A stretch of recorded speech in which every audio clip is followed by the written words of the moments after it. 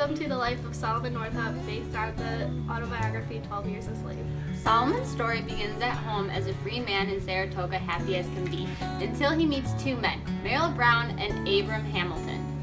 They offered him a job into the circus. He eagerly accepted. The following night, on the way to D.C., the men and Solomon go out to dinner.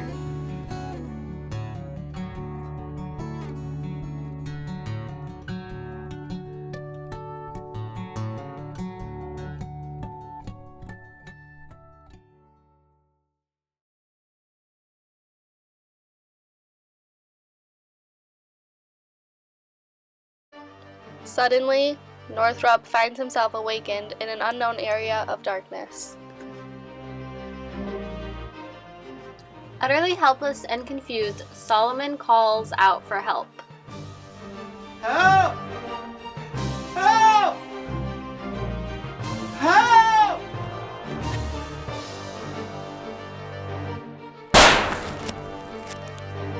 Where am I?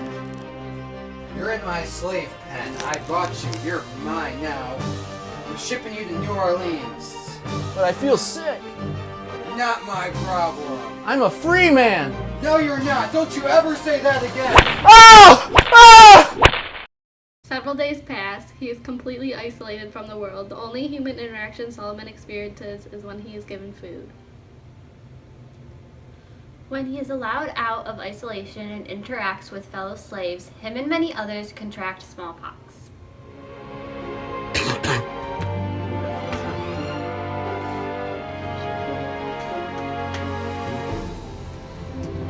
In the dead of night, Solomon and others were awoken and taken aboard a ship, where they sailed downriver towards Gooden's slave pen. While aboard, Solomon lets slip he is a free man. Birch threatens to kill him if he ever says that again. Another man tells him he will take on a new identity as a runaway Georgian slave named Platt.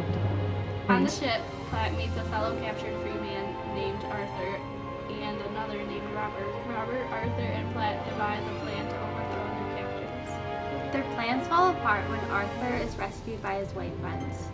Finally, they arrive at Gooden's pen, where Platt is sold. Hi, Mr. Ford. How are you? I'm doing great. How about yourself? Good. We got a new slave in here today. Huh, looks mighty promising. Yeah. Plays violin, too. How much for this guy? 1,000. He's a mighty fine worker. You got a deal. Sounds good. Master Ford puts Platt to work on his plantation in Bayou Boeuf, Louisiana. Platt works at the Ford's lumber mill and devises ways to make transporting wood more efficient. Platt doesn't yet realize how great of a slave master Ford is compared to the other white Southerners. That is until he contracted to work with John M. Tibeats. Platt, head over to Mr. Chaplin's and get a keg of nails. Proceed work on the weatherboards immediately. Yes, Master Tibeats. Platt, here you go. If Tibbetts prefers something else, I'll go furnish that, but use those until further directed. Thank you. Keep doing that.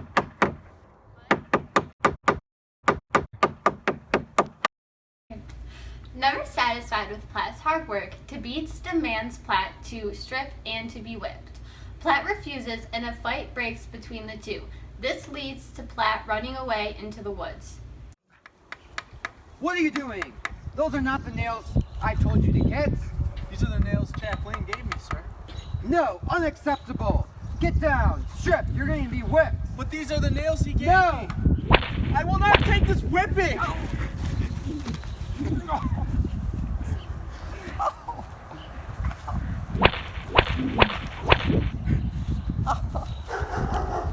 Platt runs, but Tibeats and the Bayou's slave hunting dogs quickly catch up.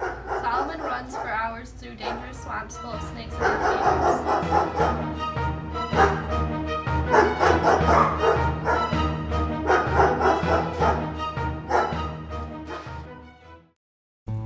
With nowhere to run, Solomon returns to Ford's home, where he is sure Ford will protect him from Tibeats. He was right. Ford arranges a deal to have Tibeats transferred to another Bayou Boeuf slave owner, Master Edwin Epps. He's your problem now. Okay. Solomon remains at Master Epps' plantation for the remainder of his 12 years. Master Epps immediately proved to be the opposite of the kind Master Ford. Known as the slave breaker, Epps regularly brutally ripped his slaves for either not picking enough cotton in a day's work or when Epps was drunk and wanted to laugh. Epps would watch carefully at his slaves in the field picking cotton and would savagely whip them, any slave not working fast enough. Ow! Ow! Ow! I'm picking, Master Epps! Ow! Ow! At the end of every day, the slaves would present their cotton picking to an overseer.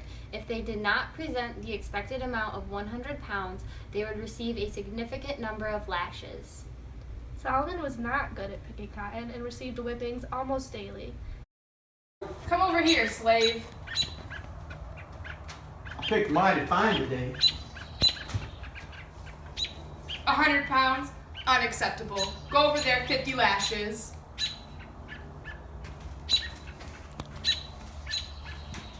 Next.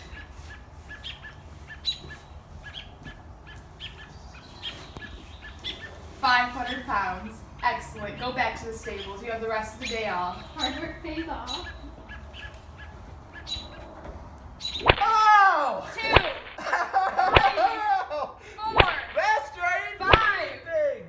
6, Ow! 7, 8, 9, Ow! 10. Young slave Patsy, however, excelled at cotton picking and was able to pick an excess of 500 pounds per day. Patsy's success and good looks made her the victim on Master Epps's flattery. It was not uncommon for Epps to rape the young slave. Mistress Epps, angry and jealous about her husband's obvious love towards Patsy, demands he take action to discipline her. Epps demands Platt to whip her. When he does not whip her as hard as he'd like, Epps takes over and gives Patsy what Solomon calls the most brutal whipping he has ever seen. I don't like how Patsy's been talking to you. What do you want me to do about it? I want you to go whip her or something. Fine, I'll have Platt do it. Platt! Yes, sir. Whip Patsy. What has she done? My wife doesn't like the way that she looks at me and she needs to be corrected. Patsy.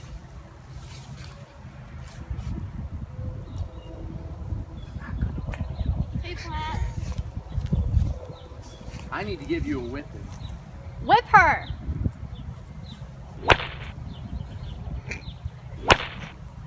Whip her harder!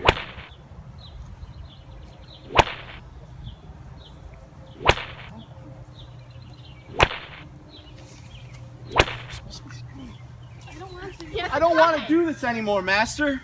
Whip her. Ah! It's me.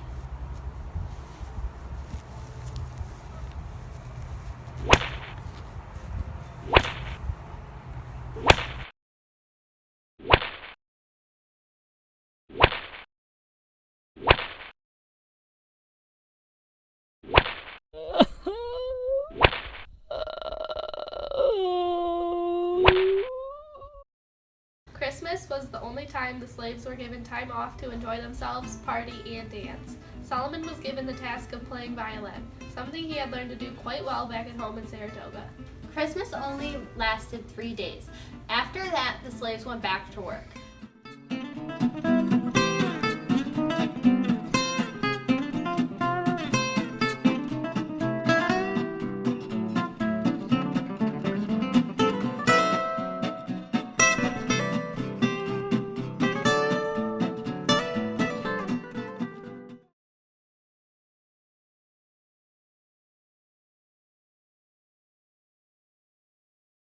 Contractors are called in to help build Epps a new house on the property. Among them is a white abolitionist named Bass. Solomon patiently waits to talk to Bass alone. Platt tells Bass about how he was once a free man and was forced into slavery. Bass pities Platt and agrees to write a letter to his friend back home, Henry B. Northup. So where are you from, Bass? Canada, but you probably don't know where that is. I've been there many times, actually. How? Well, I don't know if I should tell you, but Go ahead. I used to be a free man from New York, and then I was captured as a slave. It's not right, dude. So you don't like slavery? No, not at all. Me neither. I've been trying to write my family, but nobody can ever mail a letter. I can mail it for you. I'll have to write it then. Get it to me when you can.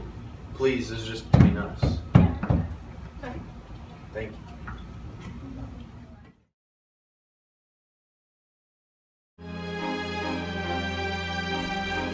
Gentlemen, it having been a long time since I have seen or heard from you, and not knowing that you are living, it is with my uncertainty that I write to you, but the necessity of the case must be my excuse. Having been born free just across the river from you, I am certain that you must know me, and I am here now a slave. I wish you to obtain free papers for me and forward them to Marksville, Louisiana, parish of Arroyales, and oblige. Yours truly, Solomon Northrop. Northrop receives the letter and takes legal action to return Solomon to his family. He contacts the governor of New York and senator from Louisiana, who are eager to help restore his friend to freedom. Henry B. Northup searches via horseback from plantation to plantation till a local judge points him in the direction of Bass. Bass reluctantly agrees to say the location of Platt. With the proper paperwork in hand, Henry B. Northrop arrives at Epps with the sheriff, and Solomon is freed. Epps is not happy. Solomon reunites with his family, who are all grown up. His oldest daughter is married and has a baby boy, making Solomon a grandfather.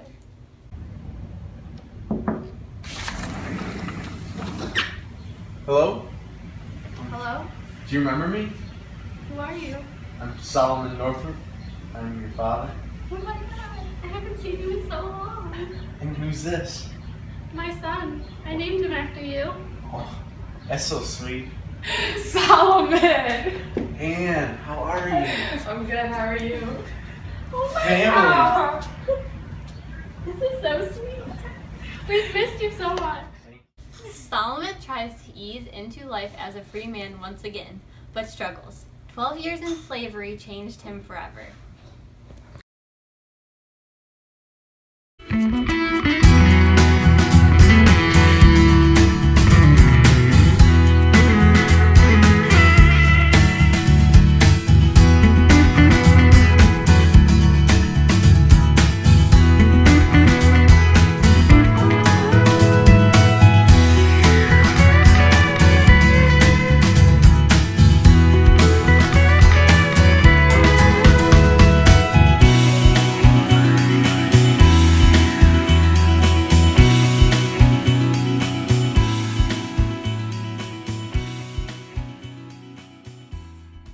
Puts Platt to work on his plantation in Bayou Boeuf, Louisiana. Platt works at the Ford's lumber mill and supplies Bayou? Is it Bayou? Bayou? Bayou. Bayou. It's Bayou beef. Bayou, like B-Y, and then Okay, you. it's literally Bayou beef. Okay.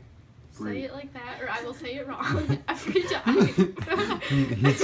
Okay, ready? Go. Hold on. Go. Alexis, it's Oh, you. it's mine? Yeah. Damn it, usually it's Leon. house on the property. Among them is a white abolitionist named Bass, but struggles. 12 years in slavery changed him forever. Try again. Slavery? Slavery. Right. It's not what you said. Okay.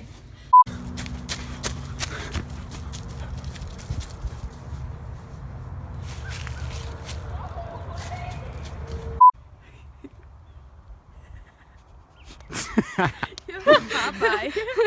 Is 12 years a slave in 12 minutes. You guys gotta move that way. We a sound little like a cult. Okay, let's not do that. No, it's fine. No, I like it. I like it. Okay, wait. I'm gonna move my